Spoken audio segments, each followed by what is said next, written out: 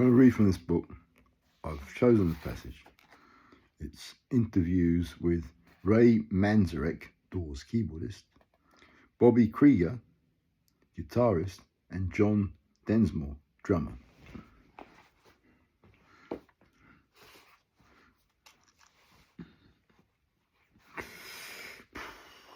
This is better.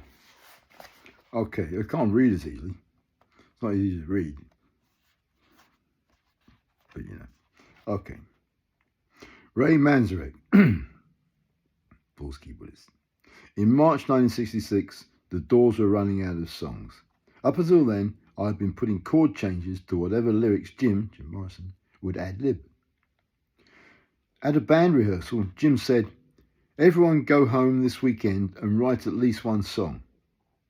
But we never regrouped the following Tuesday. Only Bobby had written one. He called it, listen, only, oh wait, I've got to say it again, listen. But we regrouped the following, but when we regrouped the following Tuesday, only Bobby had written one. He called it Light My Fire. Bobby Krieger. I was living at my parents' home in Pacific Palisades, California, at the time. In my bedroom, I came up with a melody inspired by The Leaves' Hey Joe. I also liked the Rolling Stones' Play with Fire. So I wrote lyrics that used the word fire. Manzarek. We had been rehearsing in this downtown sunroom of a beach house at the very end of North Star Street near Venice, California. The people who lived upstairs were at work during the day, so we could bang away without disturbing anyone.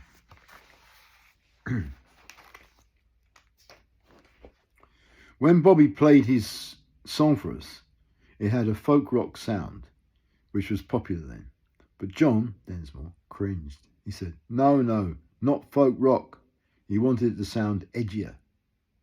So he added a Latin thing. John Densmore. I've always been a jazz guy. I loved The Girl from Ipanema. In 1964, and all that bossa nova albums that followed.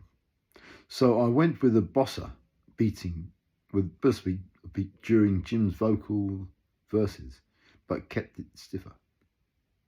I played the stick flat on the snare, tapping out a bossa beat on the rim. Then, on the chorus, where Jim sings, "Come on, baby, light my fire." Do you want to hear it? No. I'd hit the stick in the middle of the drum head and kept it going through the extended instrumental. Krieger. As Jim sang, he changed the melody line a little to give it a bluesy feel. Then he came up with a second verse right off the top of his head. The time to hesitate is through, no time to wallow in the mud. Manzarek. Once the lyrics and melody were set, we realised we could jam as long as we wanted on the song's middle two chords, A minor and B minor, the way John Coltrane did on My Favourite Things and the album Olé. All of us dug Coltrane's long solos. Densmore. It was the time of free-form psychedelic dancing. Don't worry, I'm not going to try. People were on the dance floor swaying, so we used the 1933 chords to extend songs when we performed to keep the scene going. Manzarek. But we needed some way to start the song. At the rehearsal, I started playing a cycle of fifths on my Vox Continental organ. Out came a motif from the Bach 2 and 3 part Inventions piano book that I had used as a kid. It was like a psychedelic minuet. Densmore. The rest of us had taken a break and went outside to have chips and a beer while Ray worked out the intro. When we returned, Ray asked us what we thought. I liked it, but I said it seemed to come out of nowhere. My impulse was to start the song by hitting the snare as the introduction to Ray's vox. It will be an attention getter, letting people know that something big is starting here. Hello. Manzarek. We didn't use a bass player. I played the bass notes on a Fender Rhodes keyboard while my right hand played the vox, which could be cranked up to a screaming loud volume. My bass line for Light My Fire grew out of Fats Domino's Blueberry Hill, which I loved growing up in Chicago. Krieger. We started playing Light My Fire at the London Fog on the Sunset Strip in April and May 1966, and at the Whiskey A Go-Go between May and July. On stage, the song became this rock jazz jam. Audiences loved it.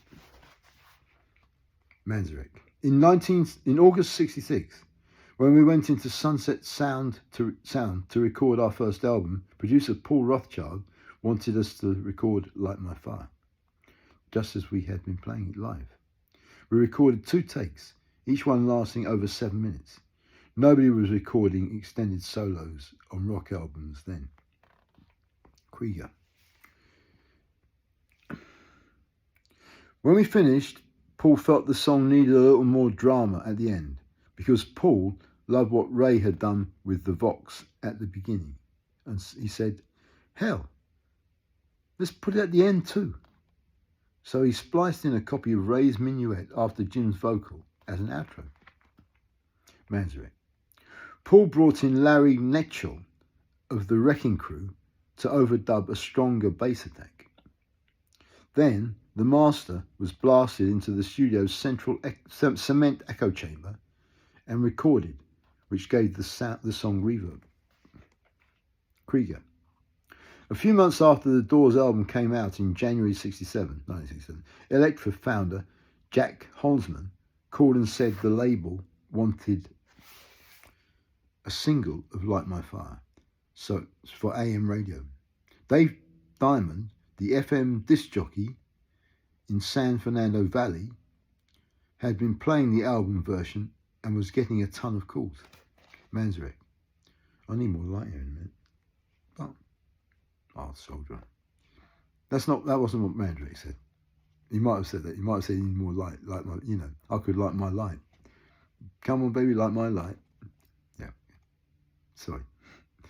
Okay, Mandrake, he said. But a single meant our 7-minute, 6-second album version had to be cut down to just under 3 minutes, so DJs would play it. Everyone groaned, but Paul said he'd take a crack at it. When we heard the result the next day, the organ and guitar solos were gone. Robbie and I looked at each other and said to Paul, hey, you cut out the improvisation. Paul said, I know, but imagine, you're 17 years old in Minneapolis. You've never heard of the Doors, and this is the version you hear on the radio. Would you have a problem with it? Jim sat there and said, actually, I kind of dig it, weirdly. Krieger. It was gut-wrenching to hear my guitar solo cut. But I actually liked the single better. I was never crazy about the album version. It had been mixed at a very low volume to capture everything. On the radio, it wasn't very loud or exciting. The single, though, snapped. The secret was that Paul had wrapped Scotch tape around the spindle holding the pickup reel, so the tape would turn a fraction faster. Don't try it. Won't work. This made the pitch a little higher and brighter, and the song was more urgent. Manzarek. I first heard the AM single with my wife, Dorothy, in our VW Bug. Dorothy started bouncing up and down like a jumping jack. I was pounding on the wall. What a feeling. Okay. Krieger. At first, I think that Jose Feliciano's 1968 ballad version, it was so different and laid back. But after a while, at first I didn't like Tosin, but after a while I came to love it. He made our song his own, which got others to record it. Thanks to Jose, the song is our biggest copyright by far. Oh, what's that? There's a picture of it, but it's not the Doors. I'll find a picture of the Doors again. That looks more like the Doors.